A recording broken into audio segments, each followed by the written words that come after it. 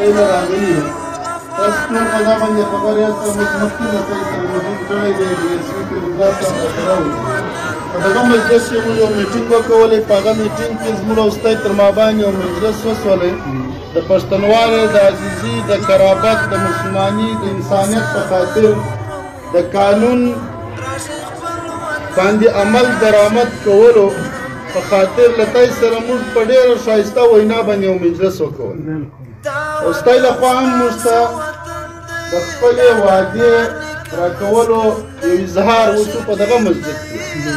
تاسو موږ ته یو سوال وکولی چې تاسو کور پر کور ګرځاسته، په دې کې نیمای خلک زموږ په مجلس لري، نیمای پر کور باندې نه وي، زنانې وي، هلکان وي، کوچنیان وي. هغه بیا راځي ګر سره خلک له سرکاره داخلل ډېر بیا راځي. بیا دا وردۍ د سړي په غاړه وي، که شناخته سړی وي هم خپل کور ته ورځي، هغه اول کوچنی سلام نه ورته راچي. دا وردۍ له وجه ناولده ورته یې.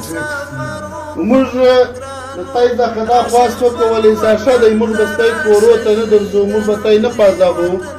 یو سوال هم درته کړی ولی، دا هم درته ویلي وو چې حکومت پاکستان یو قانون ایستلی دی چې هر هغه سړی چې هغه ماجر کارډ، افغاني کارډ یا بل داسې قانوني دستاویز نه لري، نو تاسو د خپل کلي غږ پر لوکه واسطه او موږ ته نمونه را رجسټر کاسته.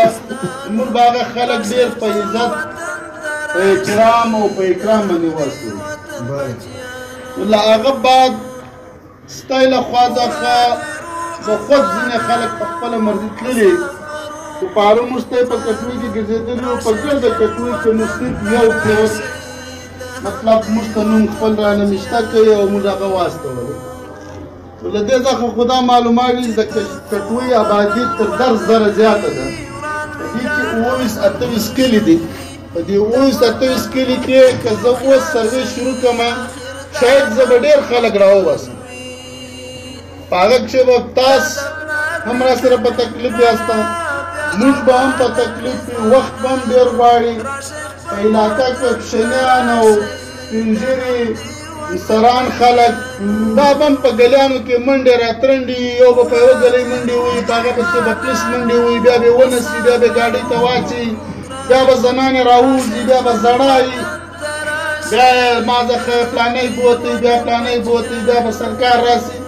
دا شان که تاسو ته خوند درکوي، موږ ته صفا خبره ده، کوم تاسو نه کوو مجبوره، موږ ته یو خوند هم نه راکوي، بالکل یې موږ ته خوند نه راکوي. دا موږ چې دورې په عزت او په احترام باندې، په اکرام باندې په مسجد ته تاسو راغواړو. دا 28 کلي موږ راغوښتي دي. موږ د دې لپاره راغوښتي دي چې دا مرحله موږ او ستاسو په ګډ تعاون باندې په ډېره ښایسته طریقه باندې دا ترسره کړو. ولې د حکومت یو اعلان دی او تاسو ته معلومه هم ده، حکومت یو اعلان وکړي، موږ د حکومت نمایندګان یو، موږ به د هغه باندې عمل درآمد پابند یو.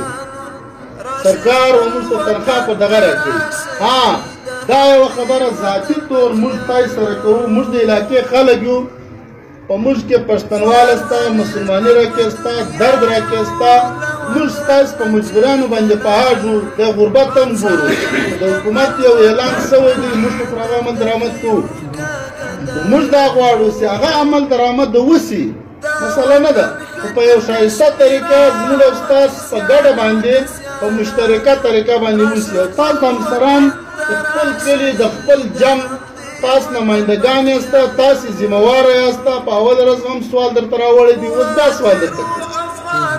وموږ ته خپل هغه خلک چې هغه غیر قانوني دلته پراته دي، بجای د داسې مدت کیمپ ځای پر ځای، کور پر کور، سړي پر سړي ګورو، کارډونه ګورو، ناکې درته لګوو، په ګلیانو کې ګرځو، سروې درکې کوو، کورو ته در ننوځو. تاسو موږ ته راکاسته دا اوس حکومت باندې نن سبا له د حایوي افیس څخه دا اعلان هم دې کړی دی. دا اوس موږ په درس 5 کوره واستول، شپږم اووم کور موږ رجسټر کړی دی. موږ اوس خرچه هم ورکوو، د مزدې خرچه هم ورکوو. کوم له وسه څخه یو بسکټ، یو پاپړ په وس پرولی، هغه هم ورکوو. مړۍ هم د ورکوو، د غرمې مړۍ هم ورکوو، د ماښام مړۍ هم ورکوو، د سهار ناشته هم ورکوو. له موږ سره خلک پراته دي، تاسو په کوم څه پوښتنه وکړه سر د خلاص. تاسو مهرباني وکړئ، موږ ودې ته بیا مه مجبوره کوئ.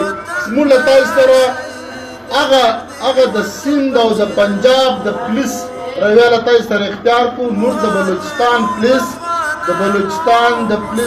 د ډسټریکټ نورلایي نمائندگان تاسو راغلي یو دا ریکویسټ دی دا سوال درته چې مطلب له موږ سره په خپله ښایسته طریقه د افغانیت د پښتونوالې د مسلماني په طریقه باندې پر دا قانون باندې تاسو هم ګوره تاسو ته چې کوم دا خلک ناست یاسته تاسو ته کارډ ایشو شوی دی په دې کارډ کې هم تاسو د قانون پابند نشئ رانداست که تاسو چیرې د بل ملک یاسته د افغان سټیزنشپ کارډ درغلی دی یا د انحصار کارډ درغلی دی خو تاسو پراته د پاکستان په خاوره کې یاسته تاسو هم د دې قانون پابند شهریان یاسته تر هغه وخته پورې چې تاسو خپل ملک ته ځئ افغانستان ته وړاسته که څو پورې ستاسو په باره کې نوې پالیسي نه ورغلې موږ له تاسو سره یو شی هم نه دی نه به زموږ له خوا تنګاږئ نه به زموږ له خوا تلاشي کاږئ نه به زموږ له خوا ځورول کاږئ که تاسو له موږ سره په خپل لار د قانون په مطابق باندې د مسلمان په مطابق باندې د خپل افغانیت په مطابق باندې